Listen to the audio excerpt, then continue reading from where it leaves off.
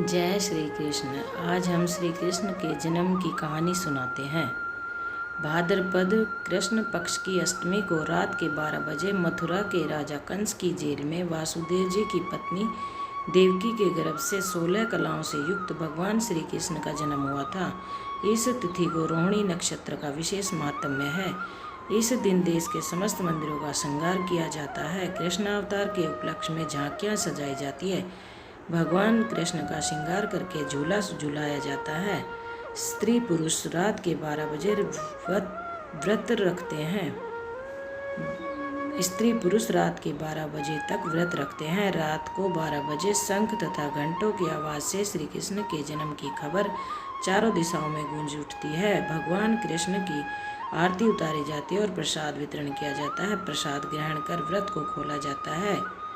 कथा इस प्रकार है। द्वापर युग में पृथ्वी पर राक्षसों के अत्याचार बढ़ने लगे। पृथ्वी गाय का रूप धारण कर अपनी कथा सुनाने के लिए तथा अपने उद्धार के लिए ब्रह्मा जी के पास गई। ब्रह्मा जी सब देवताओं को साथ लेकर पृथ्वी को विष्णु के पास क्षीर सागर ले गए। उस समय भगवान विष्णु अनंत शैया पर शयन कर रहे थे। स्तुति करने पर भगवान की निद्रा भंग हो गई। भगवान ने ब्रह्मा एवं सब देवताओं को देखकर उनके आने का कारण पूछा तो पृथ्वी बोली, भगवान मैं पाप के बोझ से दबी जा रही हूँ, मेरा उद्धार कीजिए। यह सुनकर विष्णु बोले, मैं ब्रजमंडल में वासुदेव जी की पत्नी देवकी के गर्भ से जन्म लूंगा। तुम सब देवतागण ब्रज भूमि में जाकर यादव वंश में अपना शरीर धारण करो। इतना कहकर भगवान अंतर्ध्यान हो गए। इसके पश्चात देवता ब्रज मंडल में आकर यदुकुल में नंद, यशोदा तथा गोप गोपियों के रूप में पैदा हुए। द्वापर युग के अंत में मथुरा में उग्रसेन राजा राज्य करते थे। उग्रसेन के पुत्र का नाम कंस था। कंस ने उग्रसेन को बलपूर्वक सिंहासन से उतारकर जेल में डाल दिया और स्वयं राजा बन गए। कंस की बहन देवकी का विवाह यादव कुल में वासुदेव के साथ निश्चित हो गया। जब कंस देवकी को विदा करने के लिए रथ के साथ जा रहा था तो आकाशवाणी हुई, हे कंस, जिस देवकी को तू बड़े प्रेम से विदा कर रहा है उसका 8वां पुत्र तेरा संहार करेगा। आकाशवाणी की बात सुनकर कंस क्रोध से भरकर देवकी को मारने को तैयार हो गया।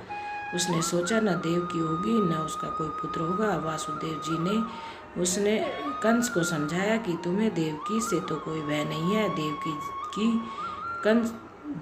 की 8वीं संतान से तुम्हें भय है, इसलिए मैं उसकी 8वीं संतान को तुम्हें सौंप दूंगा।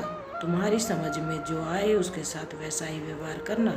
कंस ने वासुदेव जी की बात स्वीकार कर ली और वासुदेव देवकी को कारागार में बंद कर दिया। तत्काल नारद जी वहां आ पहुंचे और कंस से बोले कि यह कैसे पता चलेगा कि 8वां गर्भ कौन सा होगा। गिनती प्रथम से या अंतिम गर्भ से शुरू होगी। कंस ने नारद जी के परामर्श पर देवकी के गर्भ से उत्पन्न होने वाले समस्त बालकों को मारने का निश्चय कर लिया। इस प्रकार कंस ने देवकी के 7 बालकों का निर्दयता पूर्वक मार डाला। भाद्रपद के कृष्ण पक्ष की अष्टमी को रोहिणी नक्षत्र में श्री कृष्ण का जन्म हुआ। उनके जन्म लेते ही जेल की कोठरी में प्रकाश फैल गया। वासुदेव देवकी के सामने शंख, चक्र, गदा एवं पद्मधारी चतुर्भुज भगवान ने अपना रूप प्रकट कर कहा, अब मैं बालक का रूप धारण करता हूँ। तुम मुझे तत्काल गोकुल में नंद के पास यहाँ पहुँचा दो और उनकी जन्मी हुई कन्या को लाकर कंस को सौंप दो। तत्काल वासुदेव जी की हथकड़ियाँ खुल गई, दरवाजे अपने आप खुल गए, पहरेदार सो गए। वासुदेव जी कृष्ण को सूप में रखकर गोकुल चल दिए। रास्ते में यमुना श्री कृष्ण के चरणों को स्पर्श करने के लिए बढ़ने लगी। भगवान ने अपने पैर लटका दिए। चरण छूने के बाद यमुना घट गई। वासुदेव यमुना पार कर गोकुल में नंद के यहाँ गए। बालक कृष्ण को यशोदा जी की बगल में सुलाकर कन्या को लेकर वापस कंस के कारागार में आ गए। जेल के दरवाजे पूर्ववत बंद हो गए। वासुदेव जी के हाथों में हथकड़ियाँ पड़ गई। पहरेदार जाग गए। कन्या के रोने पर कंस को खबर दी गई।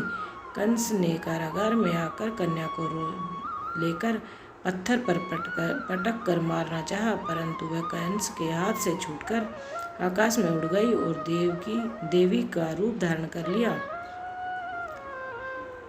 और कंस से बोली, हे कंस, मुझे मारने से क्या लाभ? तेरा शत्रु तो गोकुल में पहुंच चुका है।